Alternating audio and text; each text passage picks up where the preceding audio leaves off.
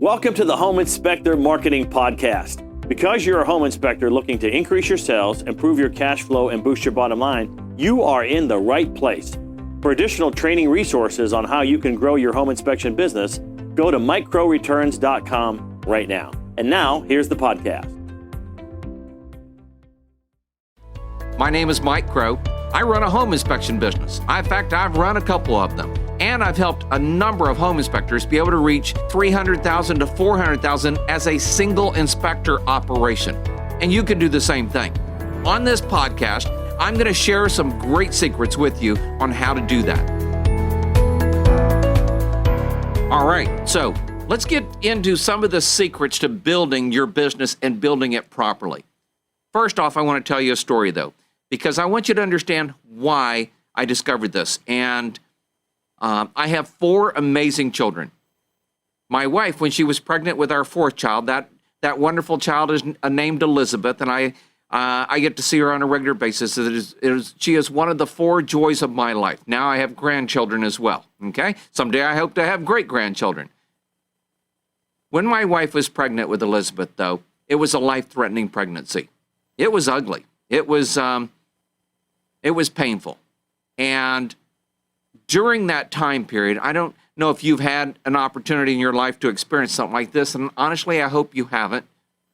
But it was a life-threatening pregnancy, and we didn't know if we were going to lose Susan, my amazing wife. We didn't know if we were going to lose the baby, and we had lost babies in the past, or both of them. In this particular case, we were very fortunate. We were very fortunate that Susan came through the pregnancy just fine. Elizabeth was born, and then Susan had to go back into the hospital immediately. She had to spend 2 weeks in the hospital because of some of the complications. So our prayers had been answered. We were now great. We had another wonderful child in our lives, but Susan had to go back in. And during that 2 weeks, I decided, you know what? I'm running a good business.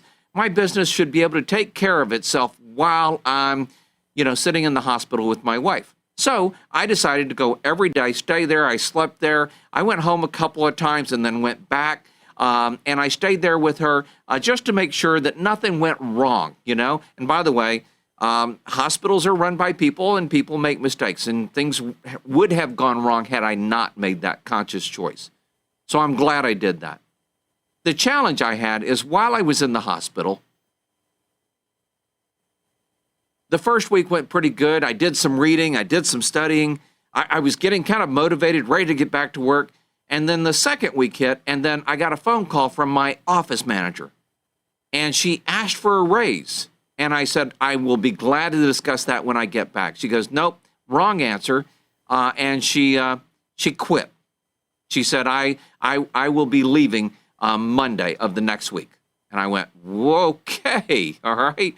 And the next day, I get a phone call from my lead inspector, my inspector manager, per se. And he goes, hey, Mike, I need to talk to you about making more money. And I went, wow, okay. I said, can we talk about this when I get back? And he's going, no, not really. In fact, what I really need to do is just go ahead and give you notice. And he quit. So think about that. I'm sitting in the hospital with my wife, who just came through a life-threatening pregnancy, and now she's having issues that could, by the way, affect the rest of her life. And both my office manager and my lead inspector manager, they call and quit. And I have to tell you, I sat there for the rest of that week wondering what was going on with my business, okay? Because back then I didn't have the ability to digitally see the numbers in different things. And wondering why my business had gone sideways. Well, what I discovered was a couple of things. Well, let me put it one more thing here. If I can't be in the hospital with my wife for 2 weeks without my business falling apart, then what's going to happen if I decide I want to take 2 weeks and go to Walt Disney World, or go to Hawaii, or go visit with my parents? If I can't spend 2 weeks with my wife in the hospital, then I really can't spend 2 weeks anywhere. And that really disturbed me. And I want you to know, for the next 6 months, and by the way, they both did quit. When I got back, they both quit. They were gone. And I restructured the business a little bit to keep us moving forward. I was able to rehire another. I took one of the ladies that was in the office and moved her into the office manager position. And then I started looking for another lead inspector manager, and I wasn't finding one. I was in kind of a gray area, kind of gloomy. And over the next 6 months, I drove around, and I'm just be very honest, I did a lot of praying, trying to figure out what is the next step for me in my business. And I did a lot of reading. I did a lot of soul searching. And then one day I'm driving around, and I stop into this one place that looked interesting, and they talked about some things. And something kind of funny happened. I took their test, and I scored so high all the way across their test, except one little area, and it went bloop, and then back up again. And they offered me a job. It would have been a really good paying job, by the way. They said they hadn't seen anybody really kind of score like that before. And they said, by the way, they could help me fix this little blip in my score. And I thought about it, and I said, you know what I really need to do? And I talked to the guy who was teaching them how to turn this business into a franchise. And I said, what I really need to do is hire you, and maybe you could help teach me how to run my business so that I can be able to take care of people. And he said, I am so busy, I cannot do that. I still remember his name was Joe. He was out of New Jersey. He was down here in the Dallas-Fort Worth area helping this company. And I said, I am kind of at my wit's end. I have searched and done a lot of things. And he asked me, he said, have you heard of this one book? And I went, no, I've not heard of this one book. He said, I can't really help you. I can't take a lot of time. Here's what I'm willing to do. And keep in mind, this was back probably in the early 90s. He said, go find this book and read it and show back up here tomorrow, and I will go through the book with you, and I'll teach you. And he says, you need to know I can't do that for free. It'll cost $2,500. $2,500, which was basically almost 30 years ago, that was a lot of money. So I went and started looking for the book. And first off, I told him, I said, I'll be here tomorrow morning about 10 o'clock. And I started going looking for the book. Keep in mind, Amazon didn't exist back then, okay? So I went to bookstore after bookstore after bookstore looking for that book, and I eventually found it. And I read it. And I started going through the parts of it, and as soon as I read it, now I understood why he wanted me to read the book before I got there. And I got there the next morning, he said, what do you think? I said, I've been running my business wrong. Now, keep in mind, I also have a college degree. I have management. I have management experience in a company for like 13 years. And I have a marketing degree. And I've been pretty successful up to this point. But then I realized I had been running my business wrong. And what I needed to do was start fixing it. And he said, that's exactly correct. For this first series of podcasts, what I want to try to do is go through that book with you, teach you some of the mistakes I made. Now, you can go get the book yourself. The new version of that book is called The E-Myth Revisited. The original version of that book was called The E-Myth: Why Most Small Businesses Don't Work and What to Do About It. And I started reading the book. And by the way, this version, the newer version, is actually better. It's almost exactly the same thing, but they took this one, rewrote it, and made it even better, and gave you a few more examples and cleaned up some things. And so it's a great book as well. I'm going to go through the original version that I have, because when I read a book, man, I letter it up, I talk about it, I go through all the parts about it, and then what I do, that way I can go back and reread it kind of in a fast study fashion. Now, that's one of my secrets right there. I reread books, but I reread them in a fast study fashion. I read them so that I can go back and I underline them so I can go back, and now I don't have to read the whole book. All I got to do is read the parts of the book that I need. So let's get started. Let's take a look at some of these pieces in the E-Myth for this first podcast. And what I want you to make sure that you understand is that you probably think you're running your business really well. I did. Pretty egotistical, by the way, and maybe even a little bit arrogant. But with all my experience with college and management and 13 years that I'd been out in the corporate world, I came in thinking I was doing pretty good. And by the way, I was doing pretty good. But what I discovered since then is that, especially in the home inspection world, and by the way, I've now discovered this happens in all types of businesses, is that businesses go through stages. I remember going up to New York and sitting down with a gentleman. He goes, Mike, I've got 3 inspectors. Why will what I'm doing right now not work when I have 6 inspectors or 10 inspectors? And I said, that is a great question. And I'm impressed that you asked that, because most people think that you can do the same thing you're doing with 1, 2, or 3 inspectors with 4, 5, and 6 inspectors, or 7, 8, 9, 10, 11, 12, even more inspectors. And you can't. You have to learn to shift gears as you grow your business. And I'm going to tell you something very important. In that first gear, 1 to 3 inspectors, then you need to make sure that you understand that that is the foundation that you're pouring for your business. And if you pour it wrong, well, it will not support a bigger business down the road. So that's a very important part of this whole thing here. So let's talk about some of this stuff in the book here. In the E-Myth, one of the things it talks about is that there are 3 different types of people that generally go into business. There's the entrepreneur, which that's where the E comes from E-Myth, is that most people that go into business are a technician. So you have a technician, you have an entrepreneur, and of course, you have a manager. Those are the 3 major parts of any business: technician, manager, entrepreneur, no matter how you want to take a look at it. And what happens is that most people that go into business are a technician.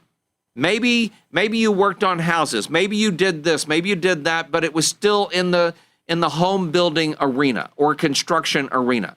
And maybe you were an electrician or a plumber or a contractor, and you thought, man, yeah, being a home inspector would be great. You were a technician that went into the home inspection business. And there's nothing wrong with that. But you need to learn what it takes to run a business. Now, I was a little bit more blessed in this, is that me and my dad started the business together. And my dad was absolutely 100% a true entrepreneur. And I, as I mentioned earlier, I was a manager. So what made our business different and why I survived as long as I did and did as well as I did is my dad had that entrepreneur vision that we need to be able to grow the business. I had the management experience to be able to hire, fire, train, and try to get people to deliver a consistent service out there each and every time. And both my dad and myself, we trained ourselves to be the technician. We trained ourselves to be home inspectors. And then eventually we trained ourselves to be termite inspectors and inspectors of swimming pools and lawn sprinkler systems, or irrigation systems, as home inspectors like to call them. So that was the reason I was able to get as far as I did. And maybe you have that working for you as well. But 90+% of the people that come into this industry, they were in the construction industry already. Now what I need to help you understand is what it takes to be that entrepreneur and to be that marketing person and to be that manager over the business to help take care of it. So in the beginning, he says, one of the things that I've encountered is that owners don't know enough about finance, about marketing, about management, about operations. They don't. But those things are easy enough to learn. And I just want to reiterate that. They are easy enough to learn, okay? The problem is they think they know enough. I thought I knew enough. I didn't. And it's the reason my business tried to fall apart while I was sitting for 2 weeks with my wife there. The most successful business people I've met are passionately determined to get it right, no matter what the cost. They are compulsive about detail. And there's going to be some things you're going to learn about me. And one is I am incredibly passionate about what I do. When I work with somebody, when I'm coaching somebody, I'm incredibly passionate about that. And I'm very detailed about how I want it done, especially if it's in the home inspection business. Now, I've worked with other companies like insurance companies and mortgage companies and real estate agents and roofing companies, and we've helped all of them do some amazing stuff. And I'm not as detailed with a real estate agent or maybe a roofer about how to put a roof on. But what I am detailed about is how you hire, how you train, how you set the systems up to make sure that that company is working properly. As a home inspector, because I have personally done well over 10,000 plus home inspections, I am incredibly detailed on that, okay? So one of the other things that he talks about here is he said you need to know yourself. Know thyself, as he says here. A wise person once said that. And I'm going to tell you that you need to know you're getting ready to start down a path. Now, what you will find at the end of that path is worth every step. And some of it will be painful steps, and some of it will be joyful steps, and sometimes it'll be rainbows and sunshine, and sometimes it will be fog and lightning, all right? But I will tell yourself it's worth every single step you take to get there. I know because I'm there, and because I've been there for a long time now, and because I've helped so many other people get there as well. One last thought here real quick. To live through an impossible situation, you don't need the reflexes of a Grand Prix driver, the muscles of Hercules, the mind of an Einstein. You simply need to know what to do. It's also what we're going to talk about on the future podcast. So what I've tried to do here is design and set up for you is a couple of very simple things. You probably think you know what you're doing. And the truth is, you know part of what you're doing, and you probably know it incredibly well. But when you think about being a visionary or an entrepreneur for your business, when you think about managing and hiring and training, you know, one of the biggest things I hear is, man, I don't know how to go find an inspector. I hear that all the time. And it's really kind of easy once you know how. You probably are a good inspector, or at least you think you are. Now, what I've discovered is that well over 80% of everyone that I teach, we improve on their inspection process so much that it looks like night and day. Maybe you're doing the right kind of report, probably not. Maybe you're doing the way to write it up properly and inspect it properly and make everybody feel comfortable and happy during your inspection process, probably not. But here's the cool thing is, you don't have to be a Grand Prix driver or the skills of that. You don't have to have the muscles of Hercules, okay? And you don't have to have the mind of Einstein. All you need to be able to do is follow simple instructions. You know, my wife is a baker. I mean, she made bread, she made cakes, she decorated cakes, and she cooks. Oh my goodness, she cooks. I'm surprised I don't weigh 300 pounds as good as she cooks. What I discovered is that she can put a recipe together and she can show me the recipe. And if I follow the recipe, especially under her guidance, that I can cook something almost as good as she can. And you're going to be able to run your business probably as good as I can, maybe even better, if you just be willing to follow the instructions I'm going to set up for you. Well, this is Mike Crow, and we are off and running on a quick start to helping make your business the kind of business that you can be proud of and the kind of business that you can have down the road to take you to a whole new level.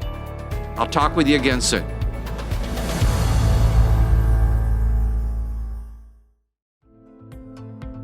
We hope you enjoyed the podcast, and as a friendly reminder, if you're looking to increase your sales, improve your cash flow, and boost your bottom line as a home inspector, go to MikeCrowReturns.com right now.